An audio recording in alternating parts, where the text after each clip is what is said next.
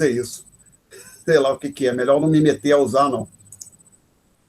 Bom, então, já começou a gravar. Então, tem que abrir aqui o software que eu uso como quadro. Ele abriu. Tenho que colocar aqui para apresentar esse software.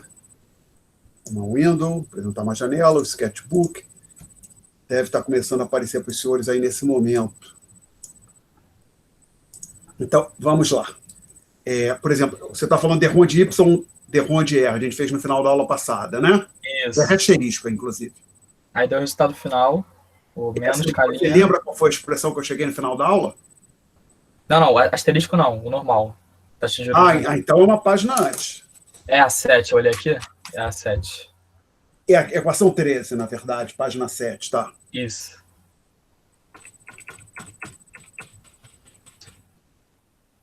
Lá, 13. D Ronde Y, D Ronde R é igual a menos K' sobre Z2, e eu afirmo que isso é maior ou igual que zero, né? Vai ser igual a zero quando K' for igual a zero e positivo quando K' for diferente de zero. Então, vamos lá. A sua dúvida é por que isso aí é maior ou igual que zero? Isso, eu fiquei mais confuso por causa do sinal negativo. Isso que só uma coisa. Perdão, você concorda que só uma coisa, vou marcar em vermelho aqui. A sua dúvida é se esse sinal está correto. No caso, sim. Ou a sua dúvida é como a gente chegou nessa expressão aqui? Não, eu entendi como chegou na expressão. Chegou na expressão, tudo bem. Então, a sua dúvida é o sinal. Vamos conferir. Espero que não esteja errado. Oi? Porque tinha aquele negativo no início, que é menos K, aí eu fiquei meio... Calma, vamos devagar. O K', por hipótese, é maior ou igual que zero. Quanto maior a diferença R menos R asterisco mais delta E, maior é o valor do K. Então, K' é positivo ou nulo, né, no caso, o limite. Tem essa hipótese, possivelmente uma página antes. Na expressão 10 aparece bonitinho, K' maior ou igual que zero. Agora, Z2, vamos lembrar aqui quem é o Z. O Z, a gente diz que é algo desse tipo aqui.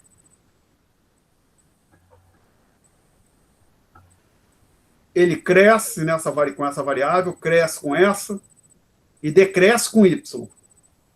Ou seja, quando o nosso PIB, a nossa renda aumenta, o saldo do Z diminui. Porque a gente passa a importar mais. Consequentemente, Z2 é negativo. Então, a fração como um todo é menor ou igual que zero. Como tem o sinal de frente de menos na frente, fica tudo maior ou igual que zero. Beleza, entendi. Ok? Mais perguntas, senhores? Não temos, então a gente vai avançar com a matéria. Voltávamos na página, tivemos uma discussão sobre a página 9, íamos entrar na seção 6.5. Seção 6.5, o equilíbrio simultâneo nos mercados de produto, de moeda e no balanço de pagamentos. Então, estou falando da página 10. Então,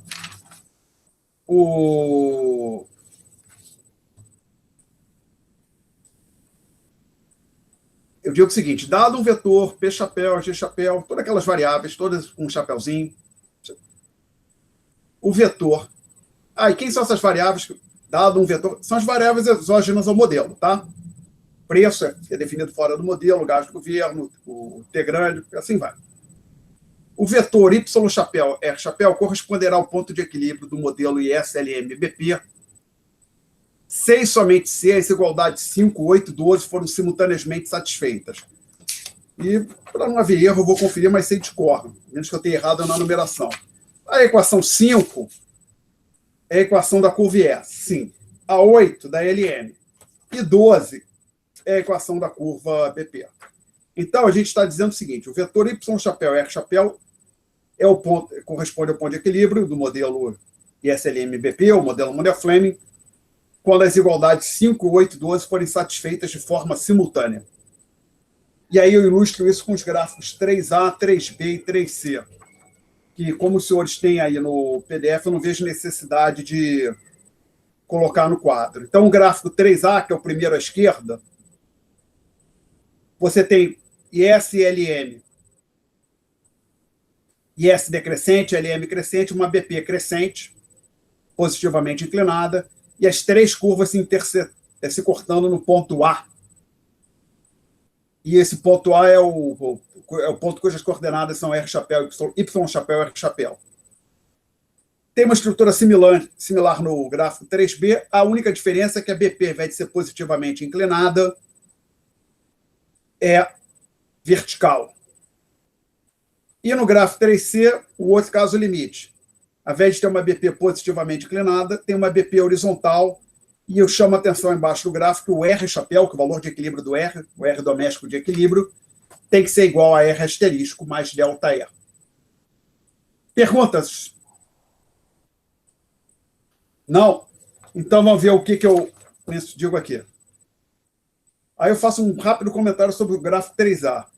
Será que podemos ter certeza de que a inclinação da LM é maior que a da BP? Não. Até se você olhar por 3B, já não, a BP tem uma inclinação maior que a LM, né? Aqui eu estou dizendo o seguinte, eu desenhei o gráfico 3A, onde ambas, BP e LM, são positivamente inclinadas, mas a LM tem uma inclinação mais acentuada que a curva BP.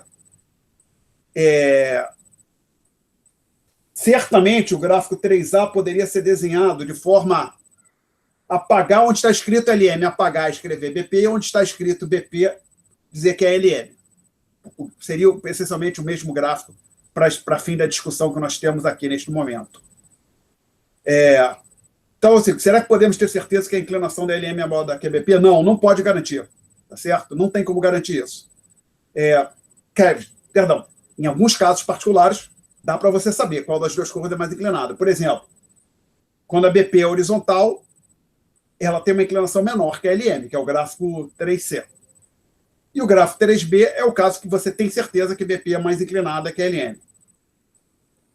Lembrando que aqui a gente está desconsiderando os casos de limite de S vertical, LM horizontal, LM vertical. Só estamos considerando os casos limites da curva BP. Tá?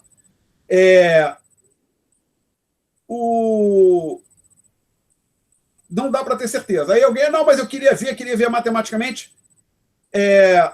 Eu chamo a atenção, então aqui eu coloco, quando falando na curva LM, que d de Y, d de R é igual a menos L1 sobre L2. Nós tínhamos até feito essa discussão aqui. Ou seja, isso aqui é a inclinação, a diferenciação da curva LM, então isso aqui nos dá a inclinação da curva LM. E da curva BP a gente discutiu agora há pouco, tirando uma dúvida de um dos alunos, a inclinação da BP é dada por isso aqui. Menos K linha sobre Z2, não é isso? Se não me falha a memória. Menos K linha sobre Z2.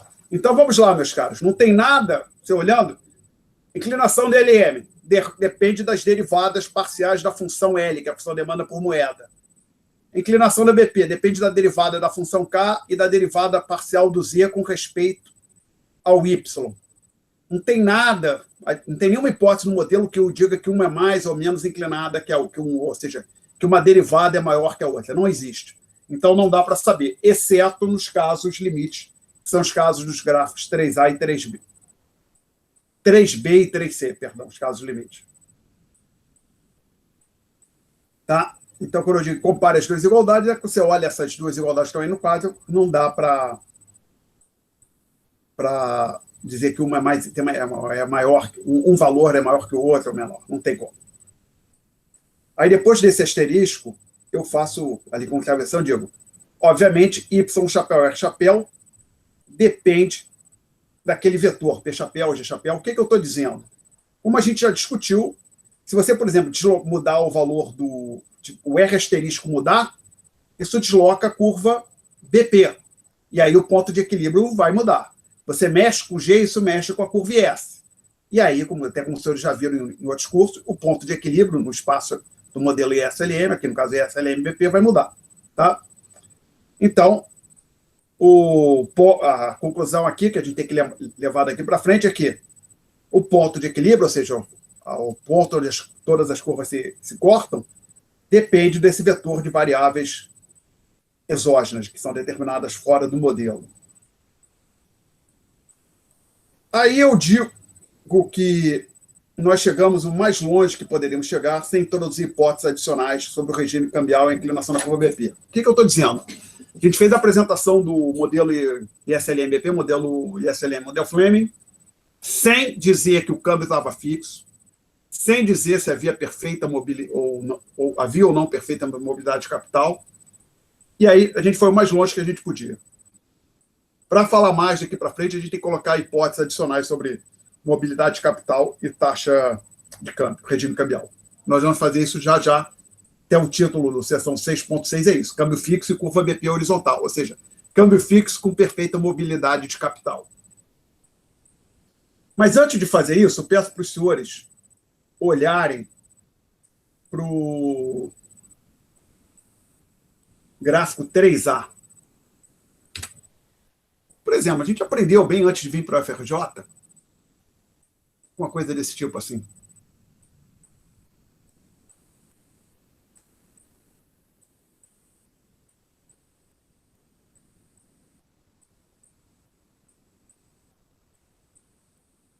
Você quer saber se esse sistema tem solução? Tem, eu te digo, x é igual a 3, y é igual a 2. Você olha para o determinante dessa matriz aqui, né? Ou seja, que se for lembrando aqui na linguagem matricial, se eu estiver errado, me corrija, hein? Mas acho que eu não estou, não. É isso? Isso que eu estou terminando de escrever aqui é a representação matricial daquele sistema de equação, não é? Então, os senhores viram que, se você quer saber se tem solução, você olha para o determinante dessa matriz aqui. Determinante sendo diferente de zero, tem uma solução e ela é única, não é isso? A primeira coisa, então, vai analisar o sistema, a primeira coisa que você vai fazer é olhar para o determinante dessa matriz.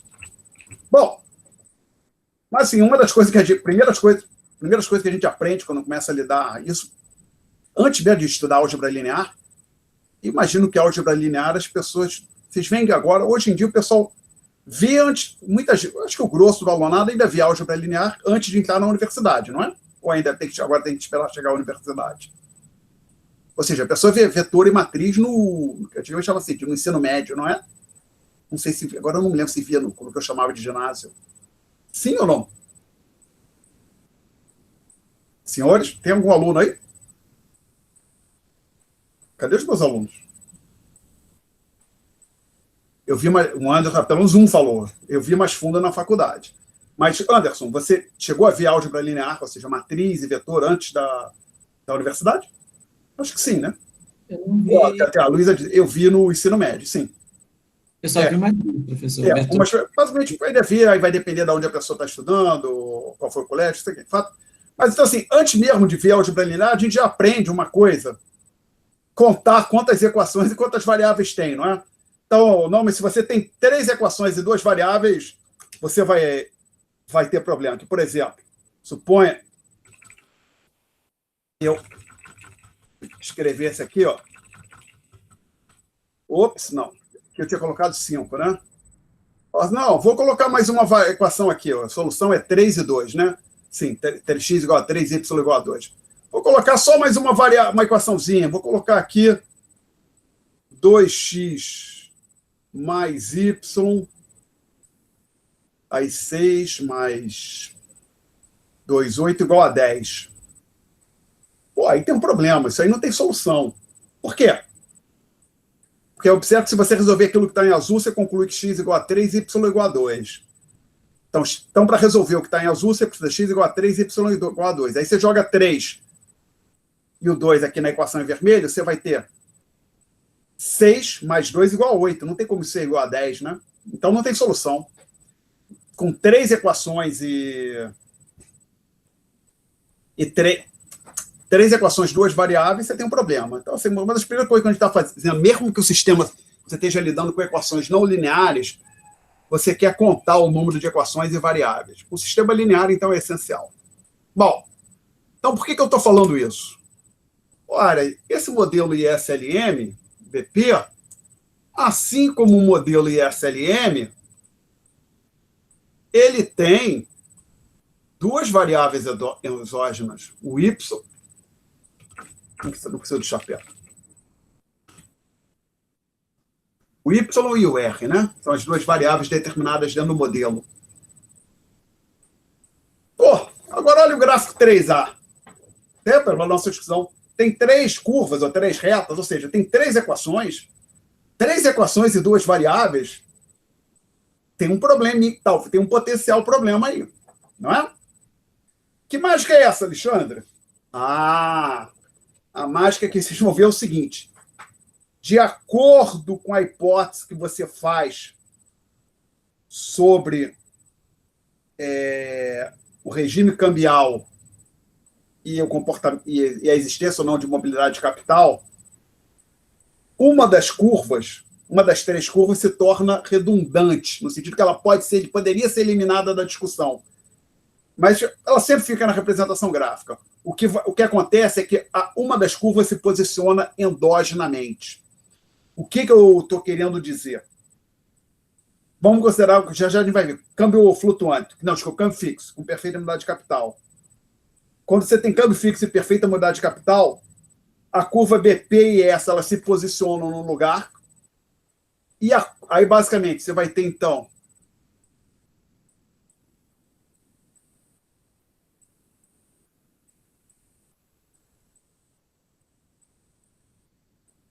uma coisa desse tipo, perdão, que eu tinha falado com perfeita modalidade de capital, então a seria horizontal, né? Teríamos aqui uma curva BP, que deveria ser horizontal, peço desculpas por isso, e suponho que por uma infelicidade, a curva LM, num primeiro momento, tivesse nessa posição aqui. O truque que acontece, isso câmbio fixo, tá? É que tem um mecanismo, um argumento econômico, vai ter uma explicação, algo que vai fazer com que a curva LM se desloque dessa forma até ela chegar a essa posição aqui. Eu estou colocando pontilhado e chamando de LM1. Tá? Com câmbio flutuante, o que acontece é que a curva IS se desloca endogenamente, ou seja, câmbio fixo, PP e S estão paradas, a LM se desloca de forma a gente atingir o equilíbrio. Câmbio flutuante, LM e BP ficam paradas e a IS se desloca de forma a atingir o equilíbrio. Vamos ver isso com mais detalhes mais à frente. Então, essa ideia, tem três equações e duas variáveis, é que uma das equações, na verdade, você não usa para resolver o sistema. Tá? Você usa só duas das três. Então, vamos ver o que acontece aqui. Câmbio fixo e curva BP horizontal. 6.6.1. Equilíbrio e política econômica quando P é constante. Delta M positivo. Desculpe, não. Então, no 6.6.1, então, vamos lá. Estamos assumindo que o câmbio é fixo e que a curva BP é horizontal. Ou seja, que há perfeita mobilidade de capital. Nesta subseção, e vamos entrar na subseção 6.6.1, e aqui, neste trecho, nós manteremos o P constante. Aí nós vamos fazer o primeiro exercício de política econômica. Expansão do M, delta M positivo. E para isso, para discutir esse exercício, a gente utiliza o gráfico 4, que com sorte eu conseguirei reproduzir aqui. Vamos lá. Então, o eixo horizontal aqui está. Ali era o eixo vertical, este aqui que é horizontal. Então, aqui a gente coloca o Y, colocamos o R. Aqui é a nossa amiga BP. E aqui é o R asterisco. Por quê? Que tem essa condição de equilíbrio com perfeita unidade de capital, R é igual a R asterisco mais delta E, porém, o delta E é igual a zero com câmbio fixo, tá? Estamos assumindo que o câmbio está fixo e os agentes econômicos acreditam que o câmbio vai permanecer fixo. Então, o delta F é igual a zero. Aí temos aqui uma curva IS.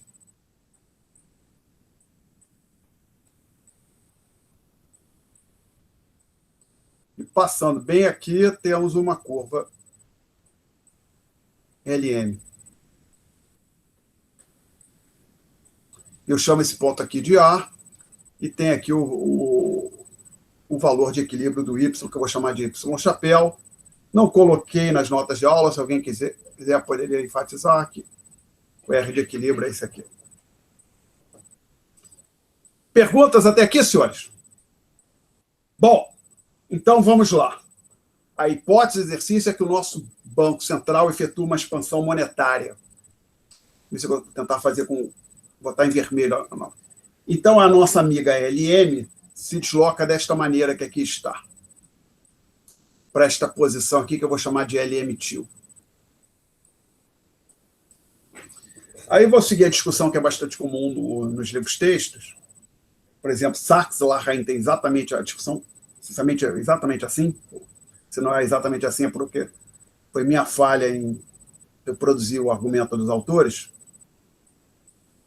Eu vou chamar esse ponto aqui de Y-TIL. Este ponto aqui eu vou chamar de A-TIL, ou seja, esse A-TIL é a interseção da IS com a nova LM. E aí temos aqui uma taxa de juros R-TIL. Então, a história aqui é a seguinte. Banco Central efetua expansão monetária, a curva LM se desloca daquela LM azul para a LM-TIL, que é a curva vermelha.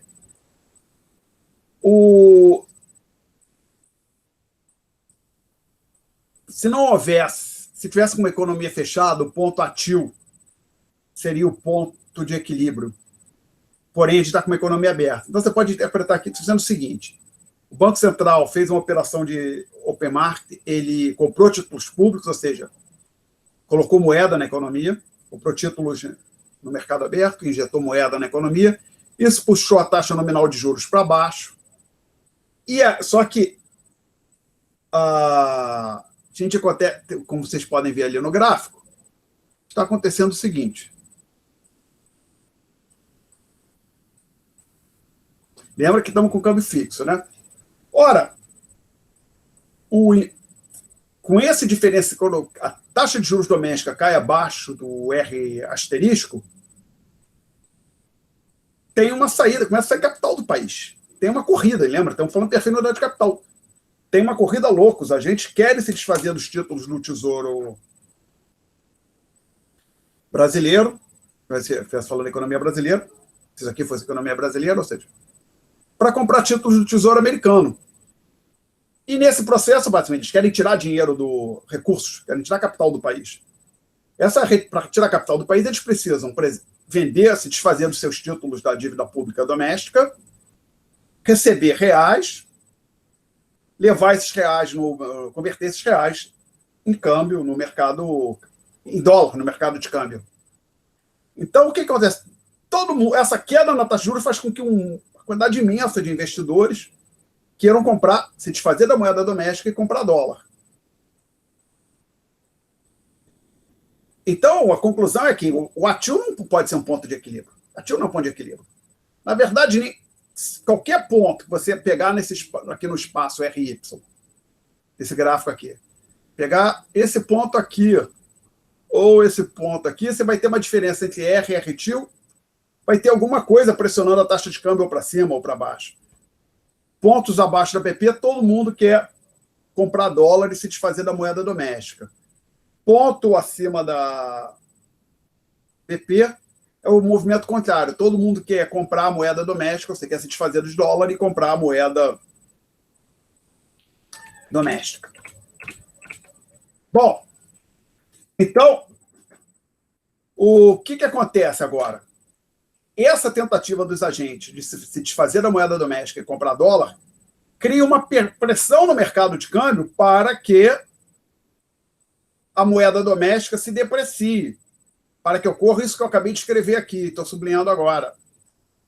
um ΔE positivo. Perguntas? Até aqui? Não? Ora, aí acontece o seguinte, a gente está com câmbio fixo, isso aqui não pode acontecer. Não, não.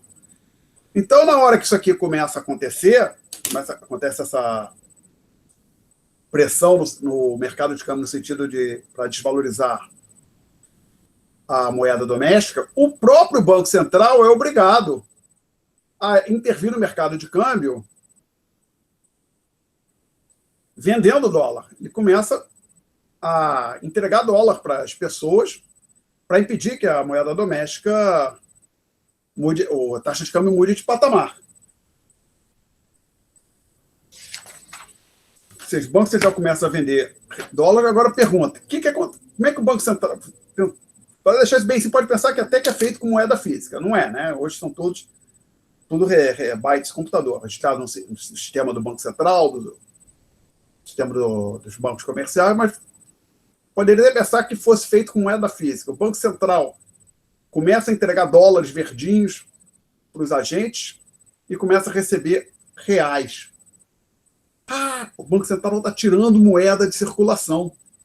Então, observe o seguinte, na hora que o Banco Central começa a tirar moeda de circulação, então vamos lá.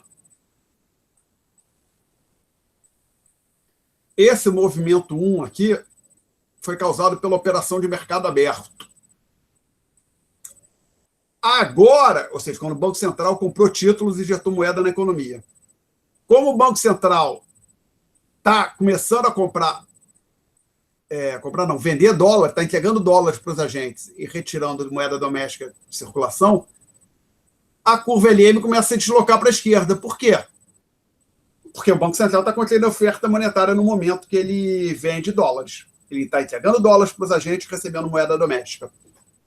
Então, a gente tem o deslocamento 1, operação de mercado aberto.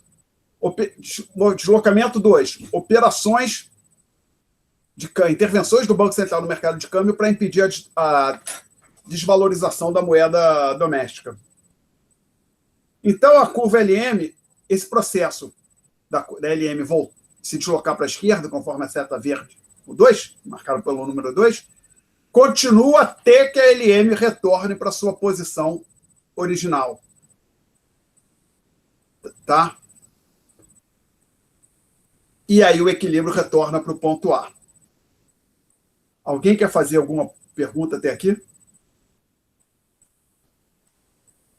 Não?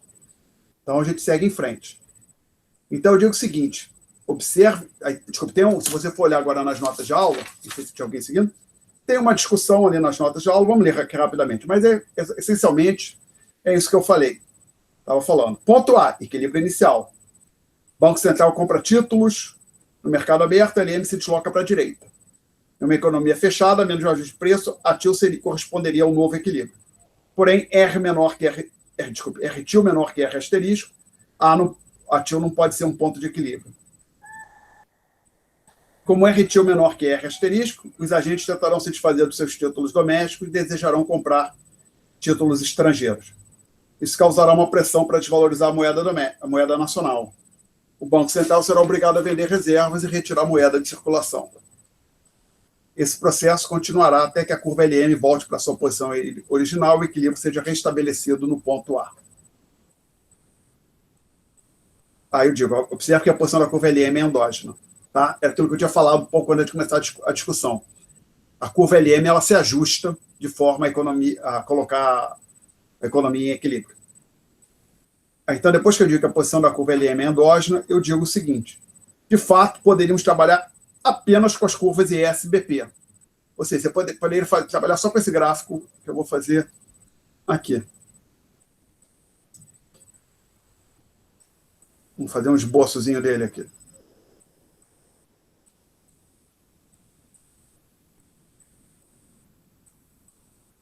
Essa é a curva BP, essa é a curva IS.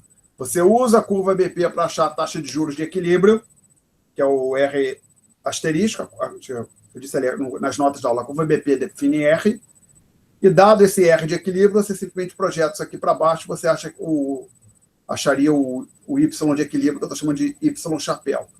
Tá?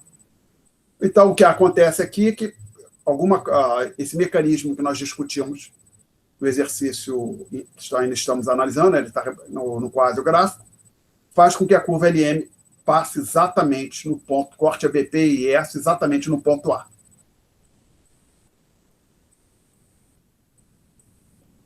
Aí eu chamo a atenção depois do seguinte, já tínhamos falado disso, inclusive, no curso no momento estava usando o modelo Krugman-Obstfeld. Quando há perfeita mobilidade de câmbio fixo, o Banco Central não controla a oferta de moeda. Então, tem perfeita mobilidade de capital, a câmbio fixo, o Banco Central não tem controle sobre a oferta de moeda. Formulação alternativa. A combinação do câmbio fixo com livre mobilidade de capital faz com que a oferta de moeda seja endógena. Aí eu digo aqui, o aluno não deverá jamais esquecer deste fato, ou pelo menos quando estiver cursando esta disciplina. Então, perfeita mobilidade de capital, câmbio fixo, oferta de moeda endógena, o Banco Central não controla a oferta de moeda. Isso é conhecido como a trindade impossível. Em inglês é impossible trinity. Eu traduzi trinity como trindade, poderia, acho que ser trio ou tríade.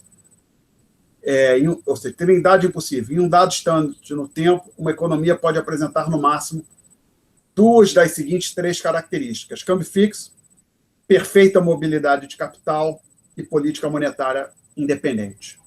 Se ele tem câmbio fixo, perfeita mobilidade de capital, política monetária está dada. Não há como ele conduzir política monetária.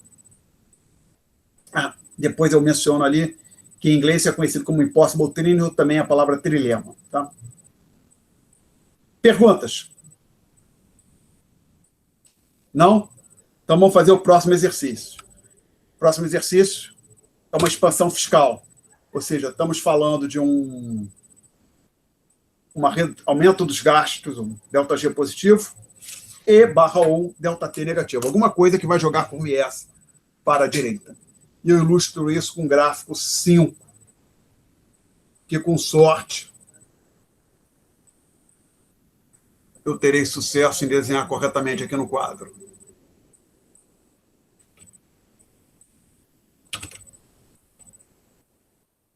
Então, estamos falando aqui do gráfico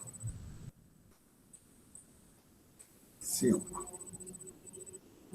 Então, ou seja, expansão fiscal, como foi mencionado nas notas de aula.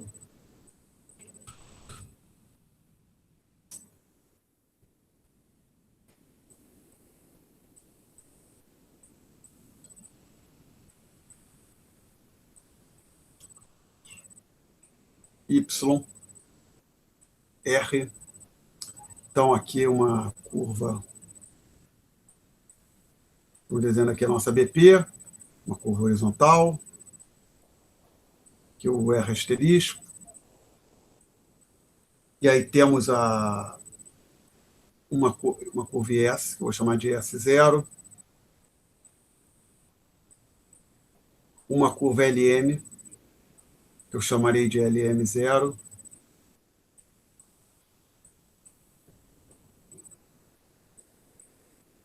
E esse é o ponto de equilíbrio inicial, eu chamei de A0, com um correspondente produto Y0. Então, neste exercício, temos ali o equilíbrio inicial. Dúvidas? Não? Então, a gente vai fazer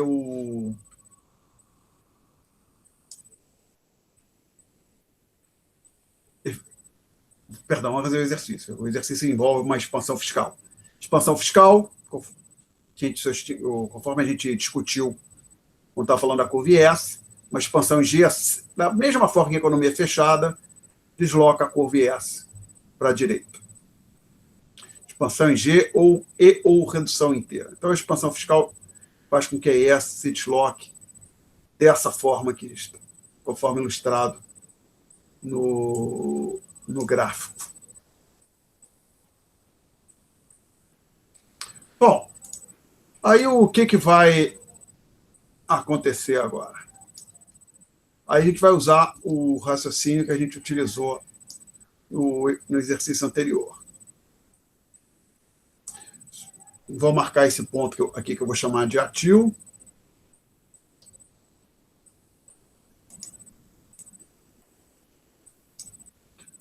ATIL não é um ponto de equilíbrio, tá? Não diga que é um ponto de equilíbrio, que não é. Estritamente falando, não é. E conforme a gente... não marquei nas notas de aula, poderia ter marcado.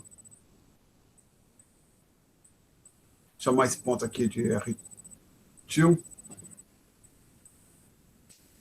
Então, o que acontece? Põe aqui com a expansão fiscal, a taxa de juros chega, a economia chega próximo de um ponto como a TIL, e o que acontece aqui, que é relevante para nós, é que o R-TIL é maior que o R asterisco.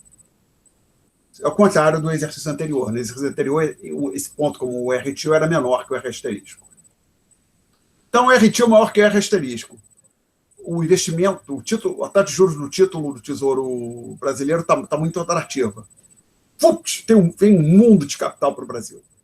Todo mundo trazendo dólar. Isso gera uma pressão para que a moeda doméstica se aprecie, para que aconteça isso aqui. Delta E menor que zero. O problema, o ponto central aqui, não tem problema, é que o câmbio está fixo. E esse delta E menor que zero, o Banco Central não vai deixar acontecer. Então, ó, não. Então, no momento que surge uma pressão para apreciar a moeda doméstica, ou valorizar a moeda doméstica, o Banco Central entra no mercado de câmbio para manter o dólar no patamar estabelecido. Então, o Banco Central começa a entrar no mercado de câmbio e comprar aquele fluxo excedente de dólares. E no que ele começa a comprar dólares, ele está comprando dólares e ele está entregando reais para os agentes econômicos. Então, ele começa a expandir a oferta de moeda. Então, vamos lá. Este deslocamento 1 aqui é causado pela expansão fiscal. Vamos ter um segundo deslocamento, que é a LM. Veja bem, o Banco Central está comprando dólares, recebendo dólares e entregando moeda doméstica para os agentes. Isso está expandindo a oferta de moeda. Então, a curva LM começa a se deslocar para a direita. Esse processo continua, por exemplo, a LM poderia passar aqui, se a taxa de juros ficasse aqui, ainda estaria alta. Então, esse processo, a LM vai se deslocando para a direita, até ela passar, vou desenhá-la em verde aqui, exatamente aqui. Chamar essa curva agora de LM1, conforme as notas de aula. Então, esse aqui seria um ponto A1, associado a ele está o produto Y1. Tá? E aí podemos colocar, então, aqui uma setinha verde, botar o número 2. Então, eu dizer que isso aqui é o... Isto aqui é o... Não, que o deslocamento 2 é decorrente das operações cambiais do Banco Central, ou seja, das intervenções do Banco Central no mercado de câmbio para impedir a valorização da moeda doméstica. Tá? Perguntas? Não temos. Então, a gente vai seguir em frente.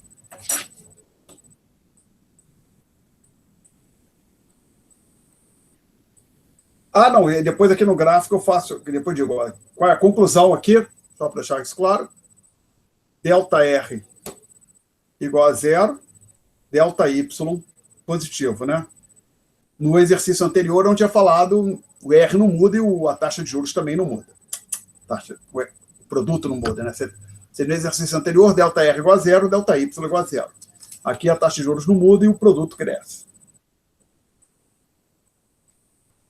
Perguntas? Não? Então, agora a gente vai discutir o que a gente chama aqui de uma crise de confiança. Tínhamos feito um exercício similar quando estávamos lidando com o modelo do Krugman-Obstfeld. Ou seja, é um caso com a delta E positivo.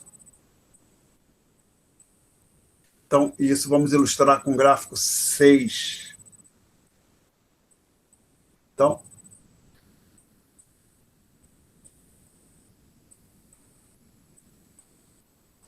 Aí alguém se empolga, o governo aumentou o delta E. Não, não é o governo aumentou o delta E, não. Alguma coisa aconteceu que os agentes econômicos passaram a desconfiar do regime do câmbio fixo. Na situação inicial, pode pensar, interpretar assim, este delta E era zero. Agora, aqui faltou um delta. Delta. Notação infeliz, paciência. Variação no delta E. De repente, os agentes desconfiam que a taxa de câmbio vai mudar e acreditam que, na verdade, a moeda doméstica será desvalorizada. Tá? Então, vamos ver o que acontece utilizando o modelo ISLM-BP. Gráfico 6.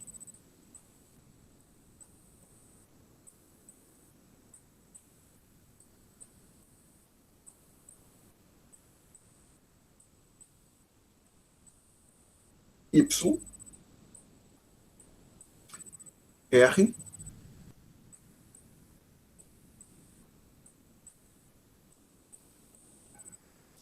aqui o que eu vou chamar de BP0, associado a essa BP está o R asterisco. Temos, então, a curva IS, que ela não vai se deslocar, então não vou colocar número nela. Só te ver uma coisa aqui. Não quero ela aqui, não. Não, aqui tá bom. Desculpa, aqui a posição tá bom. E aqui a curva LM, que vai se deslocar endogenamente, né? O Banco Central vai ser obrigado a fazer alguma coisa para manter a taxa de câmbio no patamar desejado. Então, essa é a situação inicial. E aí alguma coisa aconteceu, os agentes passam a duvidar que o câmbio vai ficar fixo. Consequentemente, o que está acontecendo é que tem uma elevação disso aqui, né? Então, dizer que o delta aumentou, estamos falando que essa soma aumentou. Então, a gente vou marcar aqui um valor R asterisco mais um delta E1. Implícito aqui no R asterisco azul está o R asterisco mais zero, né? O zero está implícito, eu não escrevi. Então, temos uma nova curva BP horizontal. Estou tentando desenhar aqui. É a curva BP1. Ok? E aí, o que acontece? A gente já sabe. A LM vai se deslocar para a esquerda. Tá? Inclusive, suponha que a gente está fazendo prova. Aí, de novo, como caiu essa questão na prova. E, obviamente, nós estamos fazendo prova, um momento de tensão. Aí a gente não sabe do que vai acontecer. Tem que desenhar o gráfico. Esse Alexandre é muito chato, quer que explique o gráfico. Mas você para e pensa, se eu desenhar o gráfico certo, mesmo que eu não consiga explicar, talvez eu ganhe ponto para parcial, né? Então, chegou até aqui, você não precisa nem... dá para saber, olha, eu não sei porquê, alguma coisa, mas assim, eu lembro, câmbio fixo, perfeita unidade de capital, a LM se ajusta para atingir o equilíbrio. Então, o que você sabe que a LM vai ter que passar aqui, ó. Né? O problema é que eu não posso fazer isso, não estou dando aula, para dizer para o aluno, vai ficar ali, tá? E é isso aí. Eu tenho que ter uma historinha para contar. Então, vamos lá. Então, o que acontece? Pensa, o que você quer, a BP foi para cima, a gente estava com a taxa de juros doméstica igual a R asterisco. Agora, a taxa de juros de equilíbrio é R asterisco mais delta E1. Mas supõe que o primeiro BP pula e a taxa de juros não muda. Começa a sair capital do país. Né? Inclusive, é a natureza do exercício que a gente está falando, uma crise de confiança. As pessoas desconfiam que o câmbio vai mudar, elas tentam se desfazer da moeda doméstica. Desconfiam que a moeda doméstica vai depreciar ou desvalorizar, tentam se desfazer da moeda doméstica. E quando elas tentam se desfazer da moeda, todo mundo quer vender, comprar dólar, ou seja, se desfazer dos seus reais e comprar dólar. O Banco Central, ele quer manter o câmbio fixo, ele vai ser obrigado a entrar no mercado de câmbio e entregar dólares para as pessoas. E dizer, tudo bem, a taxa de câmbio está fixa em R$ 5 por dólar. Toma aqui, você me dá R$ 5 que eu te dou $1. Me dá R$ 5 que eu te dou $1. Você quer dólar? Me dá R$ 5 que eu te dou $1. Mas na hora que o Banco Central começa a comprar e vender esses dólares, ele começa a retirar moeda de circulação. Então vamos deixar esse deslocamento 1 aqui, ocorre devido à mudança do ΔE. Aí vamos fazer agora o outro deslocamento em verde aqui. E a LM começa a se deslocar para a esquerda, porque está havendo uma contração monetária. O processo para aqui não, porque a taxa de ainda haveria um diferencial entre a taxa de juros que prevalece no país e aquele valor, que é esse aqui, qual a taxa de juros doméstica precisa atingir para que não haja pressão sobre a taxa de câmbio. Pressão no sentido de depreciar ou valorizar a taxa de câmbio, depende se a taxa de juros está abaixo ou acima. Então, vamos botar aqui Ctrl Z. O fato é que a LM continua se deslocando para a esquerda, então ela vem aqui, ó, e esse processo continua até ela passar exatamente aqui. Vou eliminar os pontos intermediários. Quem quiser ver de novo agora pode ver no YouTube, né? Agora tem esse recurso maravilhoso. E aqui a gente chama essa curva aqui de LM1. E você pode chamar esse deslocamento aqui, se você quiser, de 2. Então, o deslocamento 2 é devido às intervenções do Banco Central no mercado de câmbio, para manter a taxa de câmbio no patamar que ele tinha determinado. Então, podemos chamar esse ponto aqui de A1, é o novo equilíbrio, e aí, isto aqui é o Y1.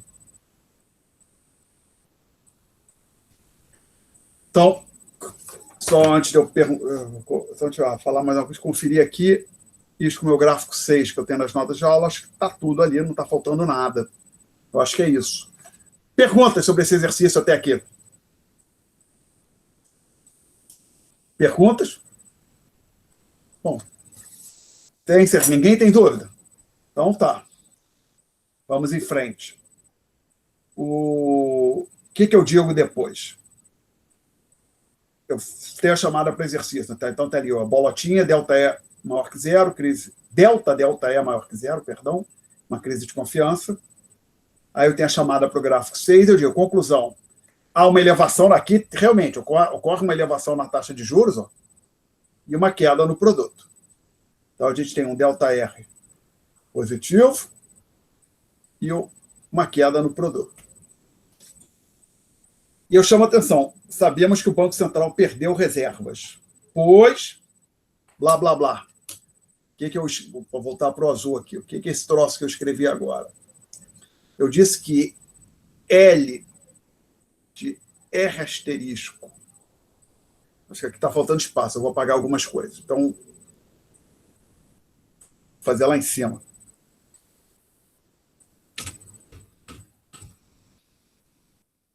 apagar esse trecho aqui, senhores. Opa, não, aí estou pegando demais.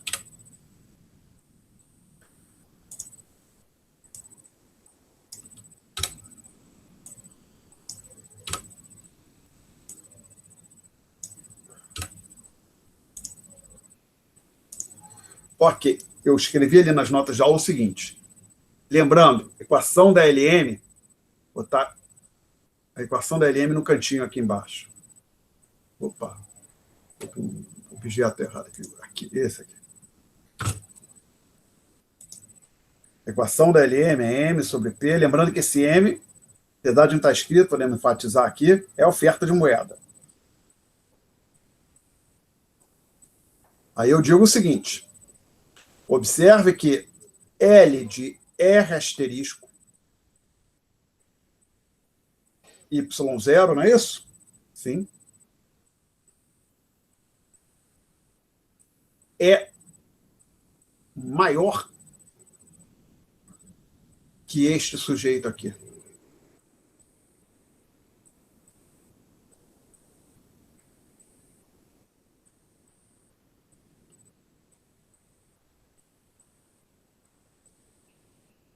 Não.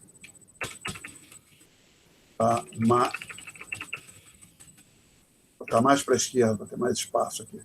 L de R asterisco Y0 é maior que L de R asterisco mais delta E1, Y1. Tenho certeza que a desigualdade vale. Primeiro vamos verificar se a desigualdade vale. Essa, vou marcar aqui agora com verde. Vamos lá. Essa mudança na taxa de juros aqui, olhando para as variáveis linkadas em verde, conectadas em verde. Ou seja, a taxa de juros passou de R asterisco para aquele novo patamar R asterisco mais delta E1, que é um patamar maior. Esse crescimento na taxa de juros puxa o valor do L para baixo. Então, a taxa de juros aumentou, a quantidade demandada de moeda em termos reais diminui. Agora marcar o outro aqui em vermelho. Adicionalmente, a gente tem esse deslocamento. Ficou em preto, tudo bem, pode ser preto.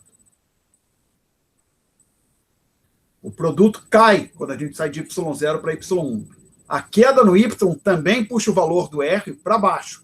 Então, a gente tem a taxa de juros puxando o valor do L para baixo e a variação no Y, no caso, uma queda, também puxando o valor do L para baixo. Então, inequivocamente, o valor do L cai. Ora, mas lembrando, esse sujeito aqui é igual a M0 sobre P, ou seja, oferta de moeda inicial. Esse outro aqui, do lado direito, é igual a oferta de moeda final. Então, a gente tem o seguinte, M0 sobre P é maior que M1 sobre P. Então, a gente observa o seguinte, houve uma contração monetária, de fato. E como foi essa contração monetária? O Banco Central entregou dólares que ele tinha nas suas reservas internacionais para os agentes econômicos e recebeu a moeda doméstica que ele tirou de circulação. Tá? Então, a gente tem certeza, as reservas cambiais do Banco Central diminuíram por conta dessa decréscimo na oferta de moeda. Tá legal? E aí, inclusive, alguém pode ir mais longe e dizer que a perda de reservas é dada, por isso que eu estou escrevendo aqui embaixo, à direita. Essa variação no M, a queda no M, dividido pelo patamar que a taxa de câmbio estava fixa. Né? Lembrando, M0 menos M1 é um valor em reais. Divide pela taxa de câmbio, você tem algo em dólar. Tá certo? Então, o Banco Central perdeu este montante aqui de reservas mensurado em dólar. E se ele não tivesse essas reservas em dólar? Teria que pedir um empréstimo para a FMI, e se não tivesse? Aí, o regime de câmbio fixo entrava em colapso. Tá legal? Então, nesse gráfico que está desenhado, há o pressuposto que o Banco Central tinha reservas a seu dispor para fazer venda de dólares que o gráfico pressupõe. Perguntas? Uau! Ninguém vai fazer pergunta? Eu ainda tenho algum aluno ou foi todo mundo embora? Tem alguém aí? Podem pelo menos dar um oi no chat ou falar alguma coisa? Aqui. Tem um aluno. Obrigado, meu cara. Então, eu não estou sozinho neste mundo horroroso aqui do ensino online. Ok. Realmente, você não poder ver os alunos é bem ruim. A paciência. É assim que a gente tem que trabalhar, assim será. Então, a gente vai passar para o próximo exercício.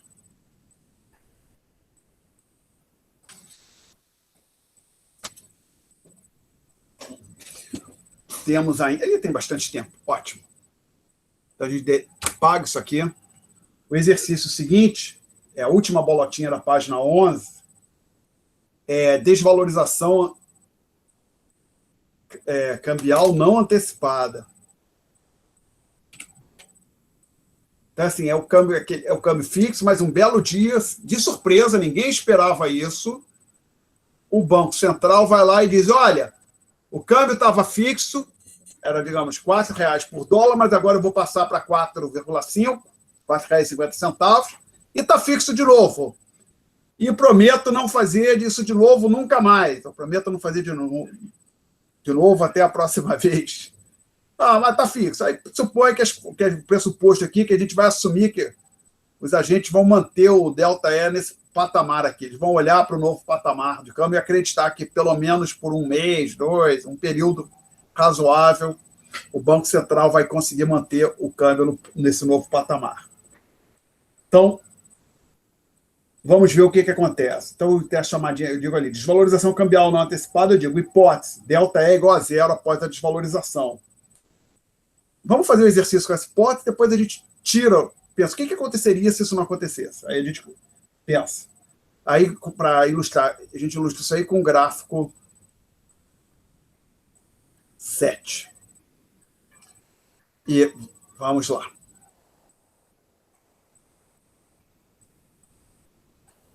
Uau, parece que eu estou conseguindo desenhar melhor aqui. Gráfico 7.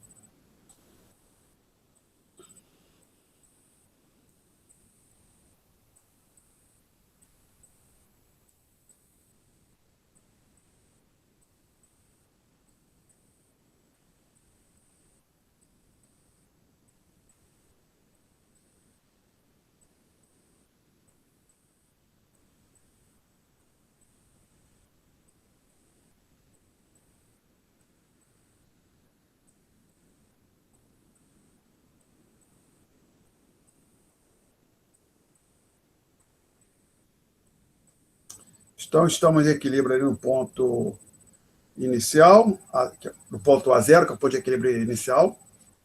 Então, no ponto, estamos em equilíbrio inicialmente no ponto A0.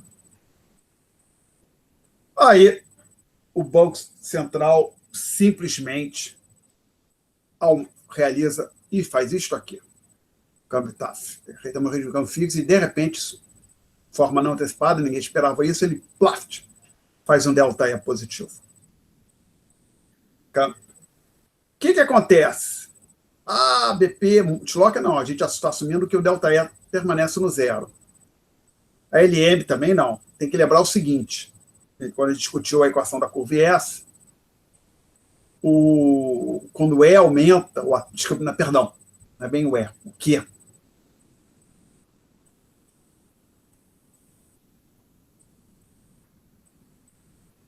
Ops, não, perdão. A real de câmbio é igual a isso aqui, vamos lembrar.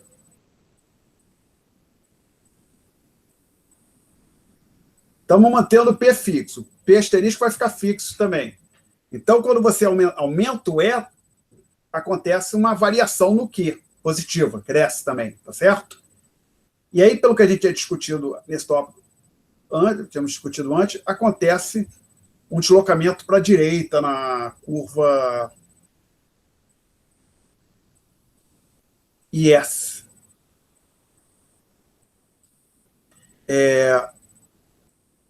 Mas tem que lembrar tudo isso. Ups, mas tem às vezes um caminho aqui, vou dar uma dica para ajudar a lembrar isso aqui. Vamos lá. Tem um truquezinho aqui. Fazer um truque aqui. Truque.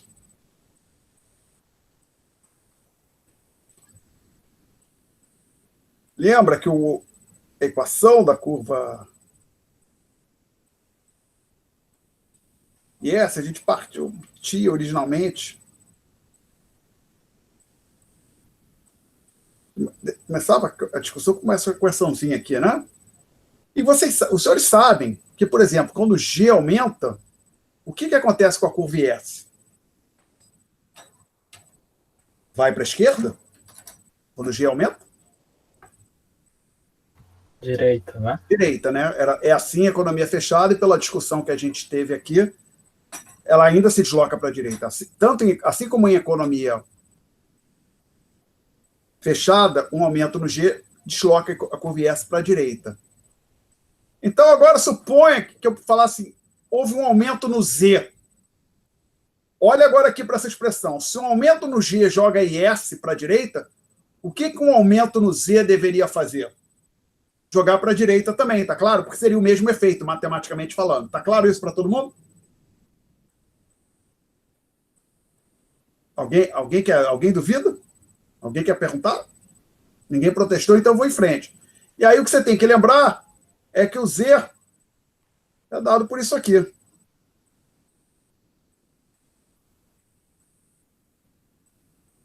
Mais, menos. Então, essa elevação no Q, desculpa, a elevação no E, perdão, que é isso que o Banco Central faz, puxa o Q para cima. Por sua vez, essa elevação no Q aumenta o valor tende a puxar o Z para cima. E essa elevação no G funciona como se fosse um aumento. Essa elevação no Z funciona como se fosse uma elevação no gasto governamental. Também eleva IS para a direita. Tá? Então, o que vai acontecer é que a senhora IS se desloca conforme essa ilustrado aqui.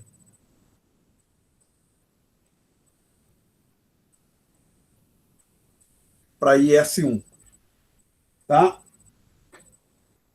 E aí a gente já sabe o que aconteceria se a taxa de juros ficasse nesse patamar, por exemplo, aqui, haveria um ingresso de capital no país e o Banco Central teria que atuar no mercado de câmbio para manter o câmbio num patamar que ele ficou, já num novo patamar.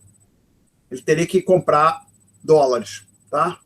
Ele começa a comprar dólares, ou seja, ele pega dólares, entrega a moeda doméstica e começa a deslocar a curva LM para a direita. Então, o deslocamento 1 devido à elevação no E. Aí a gente vai ter um outro deslocamento. Agora da LM, que é o deslocamento endógeno, ela começa a deslocar para a direita, ela continua se deslocando até ela passar, cortar a IS1 e a BP exatamente no ponto que a IS e a BP se cortam, IS1 e BP se cortam.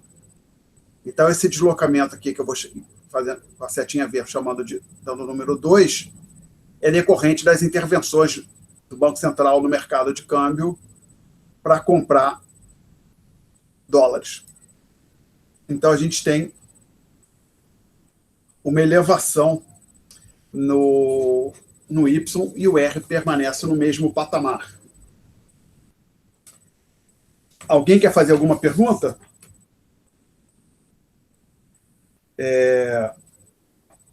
Então, eu digo lá, gráfico 7, delta R igual a 0, o R não muda, o Y, delta Y positivo.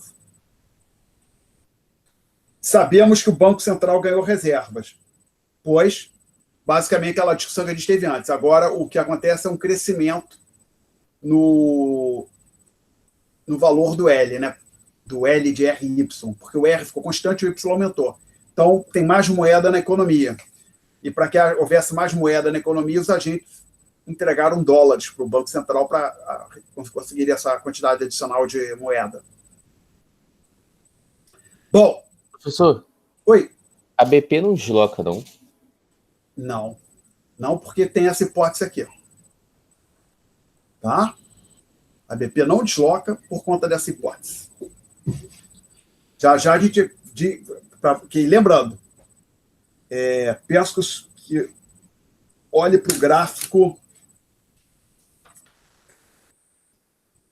2B, onde a gente tem uma BP horizontal, tá vendo? Gráfico 2B. Se você tem o PDF, é uma página antes. Tá vendo ali o gráfico 2B? Sim, sim. A posição da BP, se você olhar com cuidado, é determinado pura e simplesmente pela soma R asterisco mais delta E, tá claro? Sim, sim. Então, na hora que eu digo que o delta E não muda, e o R asterisco por hipótese não está mudando, eu estou dizendo o seguinte, a BP fica parada. Ela não se desloca. Então, a gente está dizendo, o modelo ISLM, o modelo Flamengo tem isso. O Banco Central, se ele puxa a taxa de câmbio de 4 para 4,5, agora eu vou ficar com ela aqui em 4,5, da gente acreditarem que por pelo menos, digamos, por um período, digamos, de 1 ano isso vai acontecer, o gráfico seria esse que aqui está, tá? Perguntas, senhores? Já a gente vai discutir o que acontece se o delta E mudar. Bom,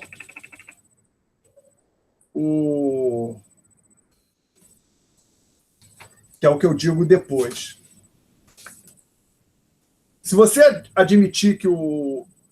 Ah, não, desculpa dizer isso, só chamar a atenção ao que eu não mencionei nas notas de aula, mas convém eu mencionar. Se você comparar o gráfico 7 com o gráfico 5, o gráfico 7 é ΔE, no regime de câmbio fixo, ΔE é positivo. Com o gráfico 5, que era o gráfico para expansão fiscal, esse o gráfico é o mesmo, não tem diferença. Tá certo? Mas mesmo que a diferença do 5 para o 7 é que no 5 eu marquei lá nas notas de aula o ponto ATIL. Aqui eu já nem marquei. Então eu disse, olha, a LM vai se deslocar endogenamente para a direita. Ou seja, esse ponto aqui, o chamado agora de ATIL está marcado no 5 e não está marcado no 7. Mas a análise gráfica é a mesma. Então, se eu digamos assim, se eu colocasse para você o gráfico, é uma questão de prova, eu te entregasse o gráfico 5 e falasse, diga o que aconteceu, se foi uma expansão fiscal ou uma mudança no estamos falando de câmbio fixo, não tem como dizer, não tem como separar, é o mesmo gráfico, tá? Bom, aí o que aconteceria se depois da desvalorização cambial os agentes ficassem desconfiados e, por exemplo, isso aqui não fosse verdade, ou seja, o ΔE passasse a ser positivo? O que aconteceria é que a gente estaria combinando este exercício que nós fizemos agora, que o gráfico ainda está no quadro, com o exercício anterior. Então, você teria também um deslocamento da BP, eu vou tentar fazê-lo em preto aqui.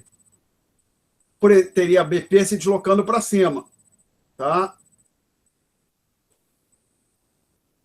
Então, vou chamar isso aqui de BP... Então, agora vou botar isso aqui de BP0 e esquece aqui BP1. Então, nesse desenho que tem aqui, olha, a LM ia ter que passar bem aqui, ó.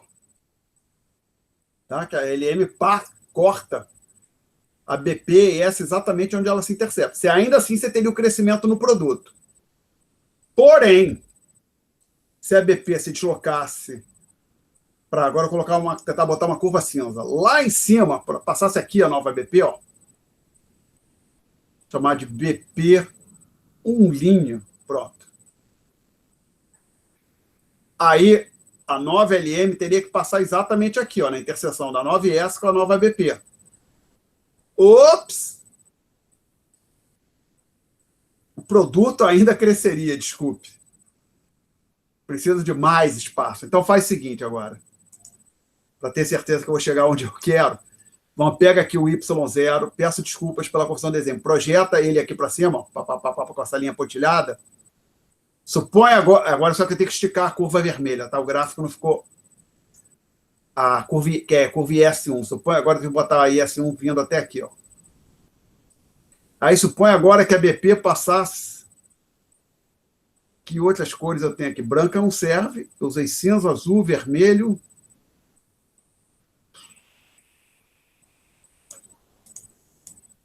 Aqui, transparente, branco, cinza... Ah, não, tem um cinza mais fraquinho. Não, tem um cinza mais... Acho que é esse aqui. Deixa eu ver esse cinza aqui como é. É um pouco mais escuro que o outro. Tudo bem, é esse mesmo. Supõe agora que a BP passasse aqui, ó. Chama isso aqui de BP1, 2 linhas. Agora sim. Aí o equilíbrio, a LM passaria aqui, o equilíbrio seria aqui, ó. Aí você projeta para cá. Teria esse produto de equilíbrio aqui, Y1, 2 linhas. Tá? Aí teria uma queda no Y. Então, quando você combina tudo, uma elevação no ΔE reduz o ganho no produto. Inclusive, se o ΔE crescer demais, crescer a ponto suficiente para que a interseção da nova BP com a IS1, que é a curva vermelha, se dê à esquerda desse segmento pontilhado associado ao Y0, aí você tem uma queda no produto. Perguntas? Professor, eu só não entendi como é possível o ΔS variar, ser maior do que 0, e eu me esqueci o nome daquela letrinha, ser igual a 0, a taxa de variação cambial ser igual a 0. Não, não é bem... Vamos lá. O ΔE é o delta esperado, tá?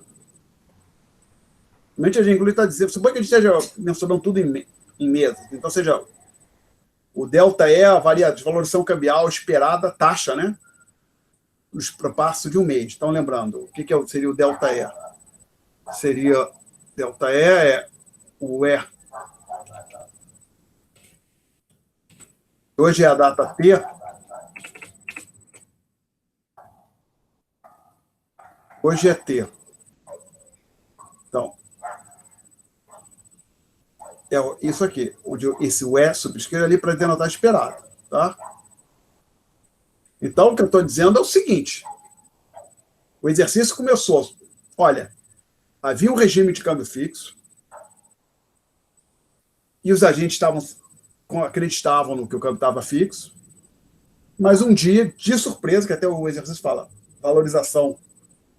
desvalorização cambial não antecipada, tá? O Banco Central chega assim, de repente, e diz, olha, o câmbio que estava em R$ 4 ou R$ 5 por dólar, agora vai passar para 5,50. Então, a taxa de câmbio era 5, estava fixa em 5, e aí, pode até colocar umzinho, o Banco Central aqui chega, mudou, estou usando 0, né, para o equilíbrio inicial. Na situação era 5, aí o Banco Central diz, não é mais isso aqui não, agora eu passei isso aqui para 5,50. Aí coloca-se a seguinte pergunta, o que os agentes vão esperar para a taxa de câmbio depois da desvalorização?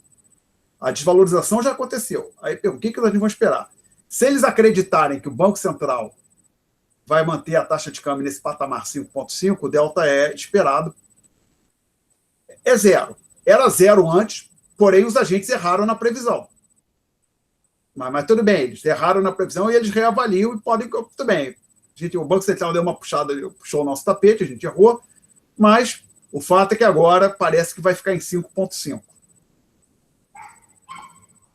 Outra coisa que pode acontecer é que eles pensem, não, esse Banco Central jogou isso em 5,5, daqui a uma semana, 2, ele já vai estar mexendo nisso de novo. Daqui a alguns dias, ou daqui a algumas horas, ele vai botar isso em 5,7, 5,8 ou 6. Ops, aqui, botei maior que 1, não, maior que 0. Tá certo? Então, essa discussão aqui no fim, então vamos lá. E se os agentes, após a desvalorização não antecipada, de surpresa que o Banco Central fez, acreditarem que o Banco Central vai manter a taxa de câmbio naquele patamar por pelo menos um mês, a curva BP é aquela ali. Se eles acharem que não, ele jogou em 5,5, vai ser obrigado a rever isso, vai ter que botar em 5,6, 5,7 ou algum outro valor, então a gente está falando de algo como essa curva, ou essa aqui, ou essa aí, uma curva BP mais elevada, acima da BP 0, tá? Então, no caso, eles revisariam a taxa de câmbio esperada, né? Oi? Eles revisariam a taxa de câmbio esperada? Poderiam revisar ou não, a gente não sabe. Esse modelo, só para deixar claro, o modelo ISLM, ele não nos permite dizer qual seria o delta E correto. Você pode interpretar assim, tá? Por quê? Particularmente, se dependeria, dentre das coisas, se o Banco Central tem ou não reservas. A gente não tem informação sobre isso no modelo ISLM, tá? Ok? Pode depender. Dependeria de vários fatores. Então, a isso a gente tem que trazer de fora do modelo. Tá legal? Ok? Beleza, obrigado. Nada. Mais perguntas? Ok. Então,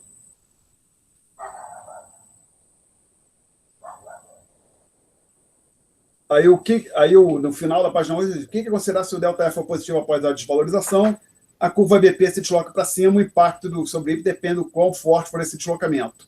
O R certamente aumenta, era aquilo que estava no gráfico que eu acabei de apagar. Então, agora a gente vai ter que entrar na seção 6.6.2, na próxima página, falar da senhora demanda agregada. 6.6.2, que é a curva DA. Título combinação, a curva DA. E aí, deixa eu dar uma olhadinha aqui no tópico 6. Então, eu digo aqui o seguinte: o produto de equilíbrio no modelo ISLM-BP depende de P. Inclusive, eu ilustro isso com os gráficos 8A e 8B.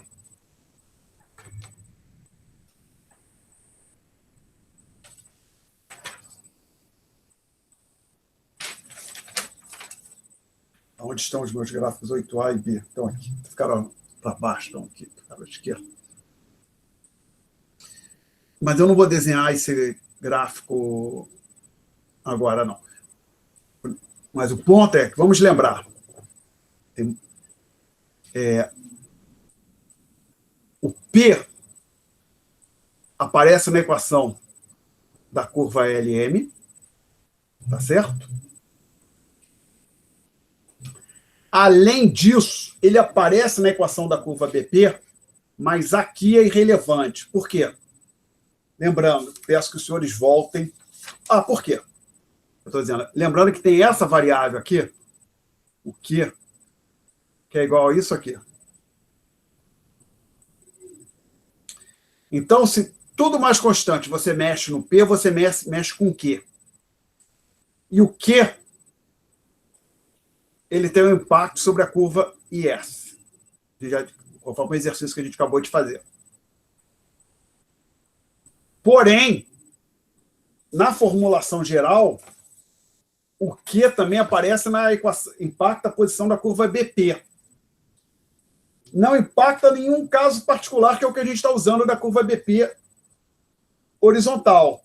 Porque se o aluno olhar, conforme já tínhamos falado agora há pouco, quando estava tirando dúvida de um dos senhores, para o gráfico 2B, que é a curva BP horizontal, a posição da BP depende só da soma R asterisco mais delta E. Isso BP horizontal.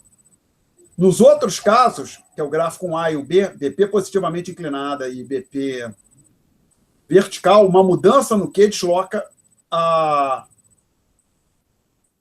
curva BP.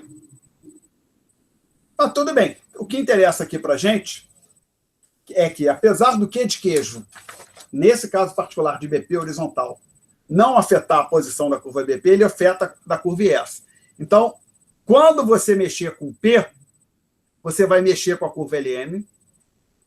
E quando você mexer com P, você vai estar impactando o Q de queijo, que é a taxa real de câmbio, e, consequentemente, impactando a curva IS. Então, uma perturbação externa ao modelo ISLM-BP, ou externa ao modelo ISLM modelo Fleming, alguma coisa fez com que o P mudasse. Você impacta aquelas curvas IS e também a curva LM. Impacta as duas curvas. Tá? E, consequentemente, isso tem o potencial de mudar o valor do produto de equilíbrio. Tá? Aí, nas notas de aula 5, eu digo o seguinte. Tem a seguinte frase lá que não está reproduzida aqui, na 6, mas a frase é verdade. É isso no 5 e no 6. A curva DA ilustra a relação entre P e o valor de equilíbrio de Y no modelo ISLM. Então, como é que a gente obtém a curva de demanda agregada? Basicamente, usando aqui, pensando em economia, em economia fechada.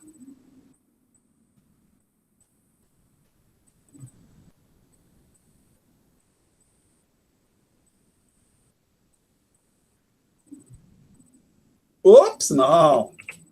Não. Esta aqui é essa, né? Ninguém falou nada, hein? Quase que isso vai para o YouTube. Ainda bem que foi corrigido a tempo.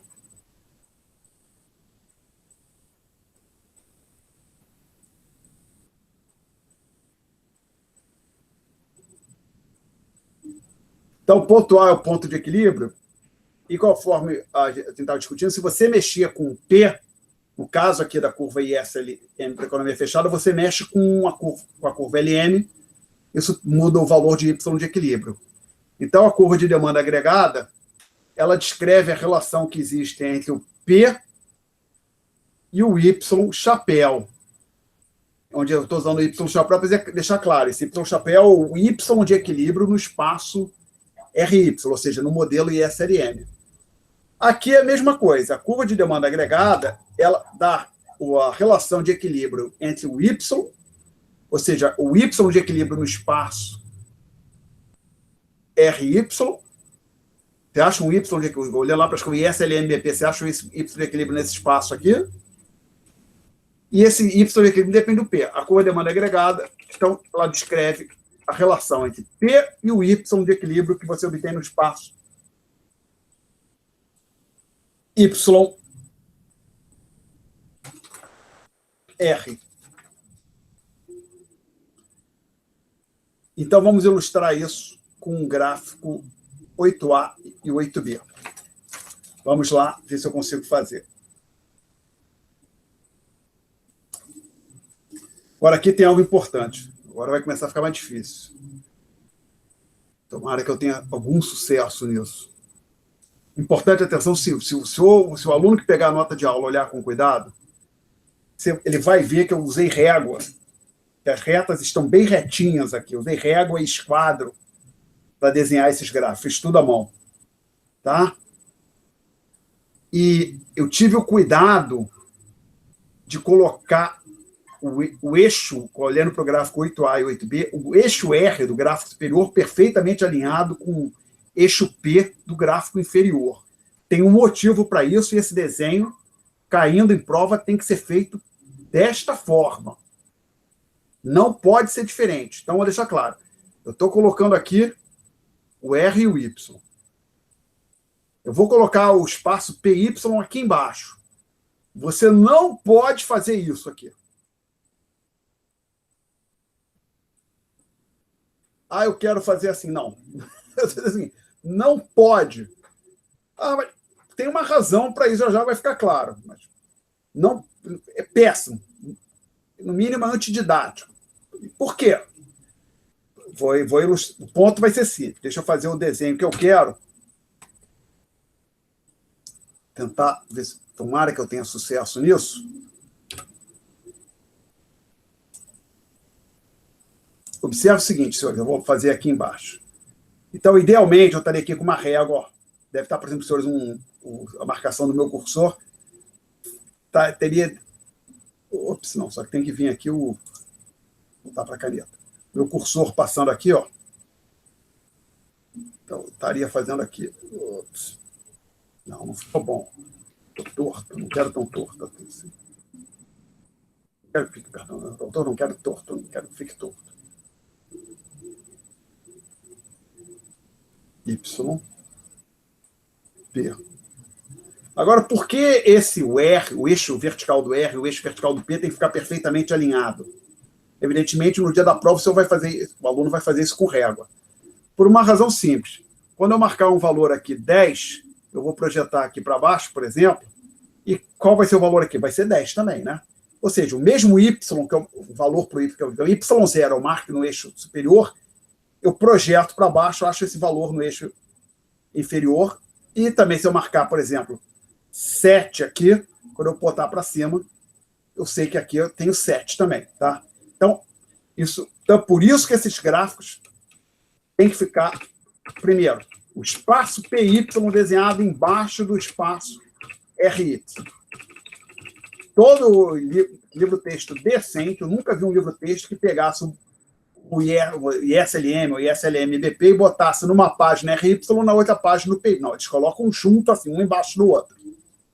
Tá? Então, um embaixo do outro, com o requisito de que os eixos verticais dos dois gráficos ficam perfeitamente alinhados. Perguntas sobre isso? Não? Então, vamos lá tentar entender essa tal de curva de demanda agregada.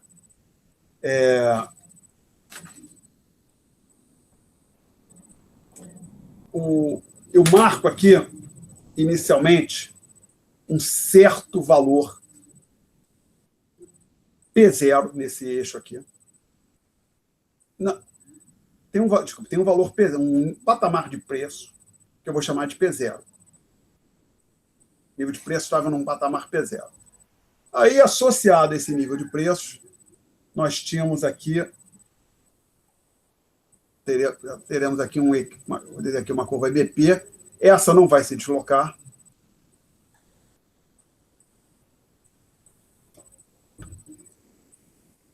Uma certa curva IS0. Opa, aqui ficou muito para a esquerda. Então, vou botar esse IS0 lá em cima. Um pouquinho diferente pela posição. O nome IS0 vai ficar uma posição diferente das notas de aula. Notas de aula está lá embaixo, que vai ficar lá em cima. E aqui uma curva LM0.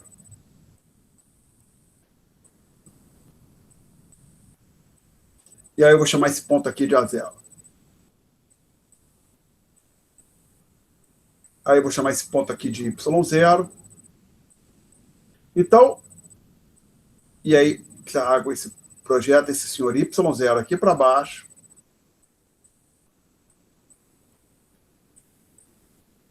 Uma pena que não...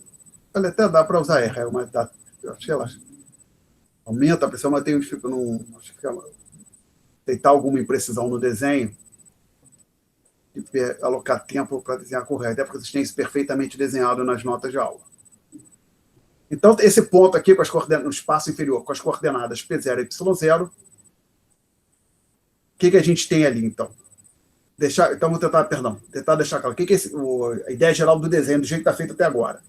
Eu assumi que o nível de preço estava num certo patamar, que eu chamei de P0, e olho para o desenho no espaço superior, no espaço RY, acho o ponto de equilíbrio, Y0, então eu sei que associado ao... Se o nível de preço for P0, o produto de equilíbrio é Y0.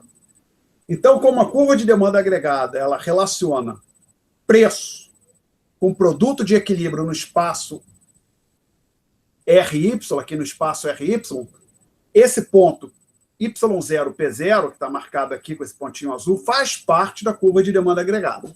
Tá? Bom, aí o que eu vou fazer agora? Eu vou pegar um outro nível de preços, P1, que é maior. Poderia ser menor? Sim, eu poderia ter colocado... A única coisa é que, como eu botei o P0 aqui próximo do intercept, eu botar um P menor, ia ficar ruim de desenhar. Então, se eu quisesse partir de um certo patamar P0 e considerar um preço menor, eu deveria ter colocado o P0 lá em cima. Então, vou fazer como eu fiz nas notas de aula. Mas, como eu disse, não tem nada que obrigue você a partir do P0 e considerar um aumento no preço. Você pode partir de um certo nível de preço e considerar um decréscimo. Então, para um certo patamar... Agora, eu digo o seguinte, o nível de preços aumenta para esse patamar aqui, P1. O que acontece lá em cima? Elevação no P, a gente precisa agora olhar e lembrar disso aqui, ó. Q é igual a E, P asterisco sobre P. E a gente já tinha discutido isso agora há pouco. Quando o Q aumenta, a IS vai para a direita. Tá? A curva IS se desloca para a direita. Ora,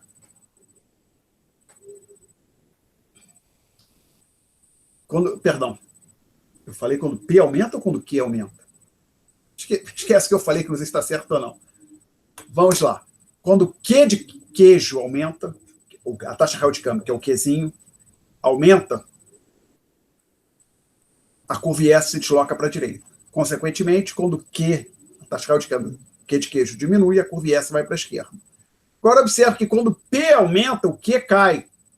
Então, estamos falando o seguinte, esse sujeito aqui cresceu, esse outro aqui decresce. Então, quando eu falo numa elevação em P, a curva IS se desloca para a esquerda, aqui no modelo ISLM-BP. Algo desse tipo aqui.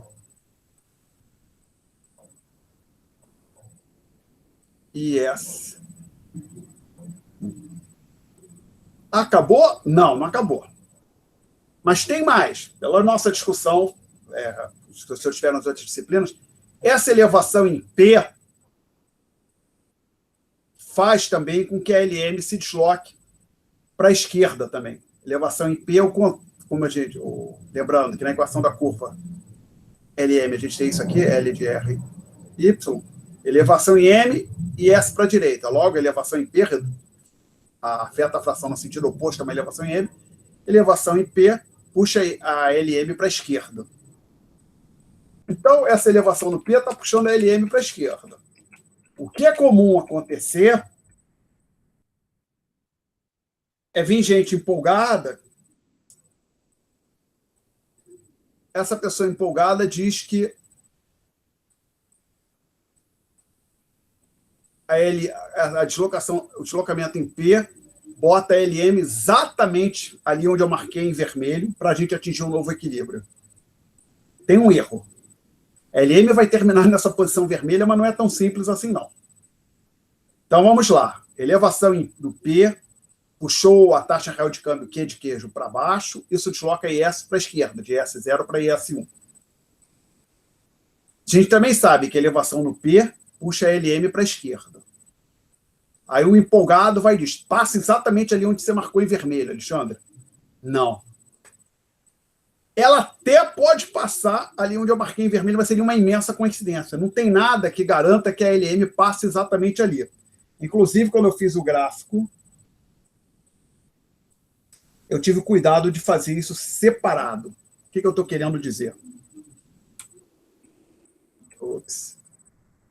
S1. Paguei sem querer o 1.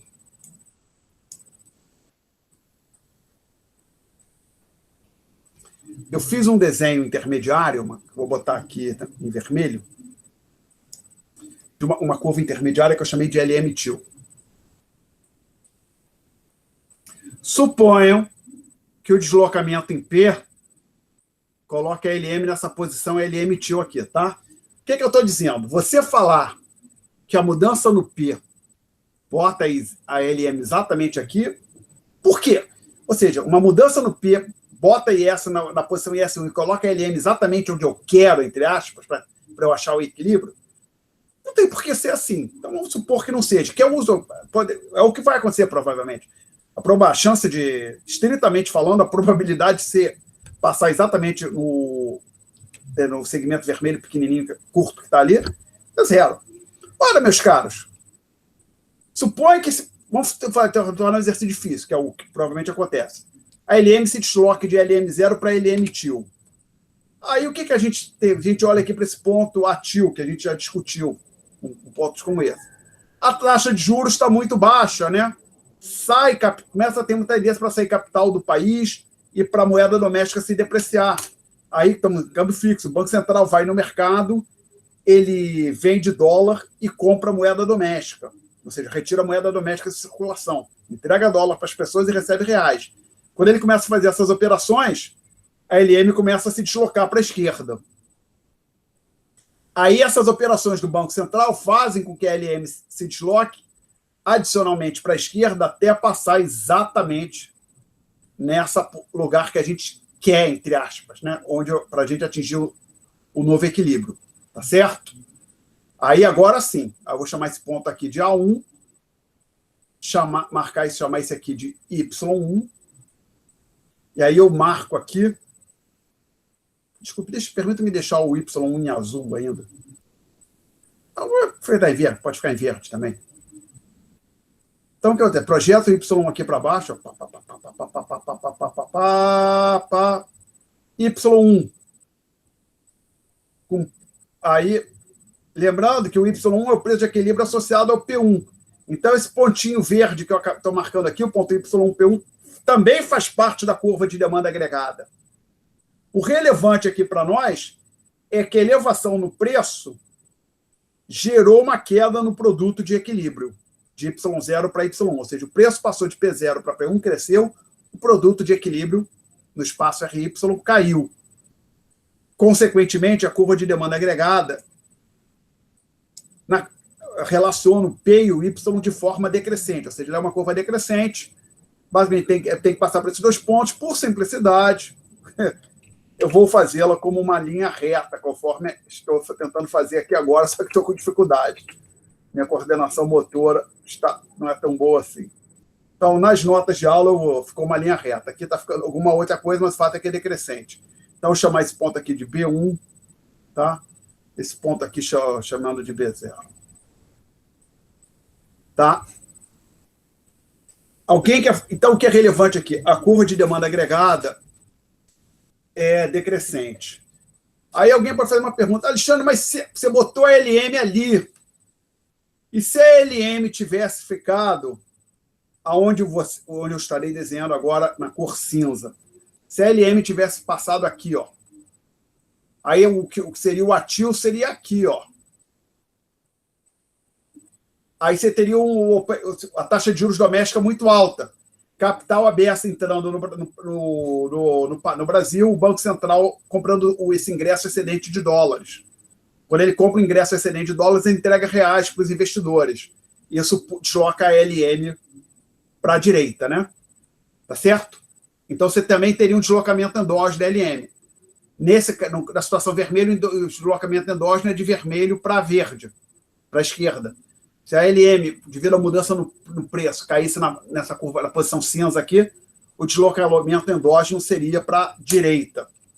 Então, vamos ver o que eu escrevi aqui. O deslocamento de LM0 para LM-TIL é devido à variação em P. O deslocamento de LM-TIL para LM1 é decorrente da venda de reservas cambiais por parte do Banco Central. Aí, a curva LM-TIL poderia estar à esquerda de LM1.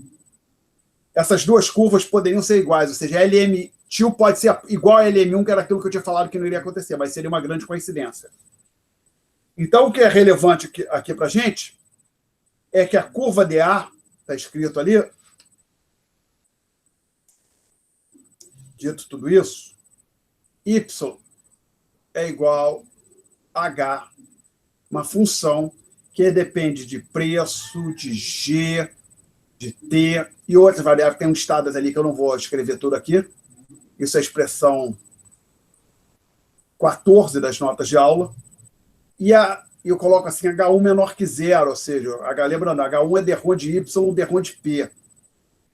Tá? Isso é o H1. Então, a relação entre o P e o Y é decrescente.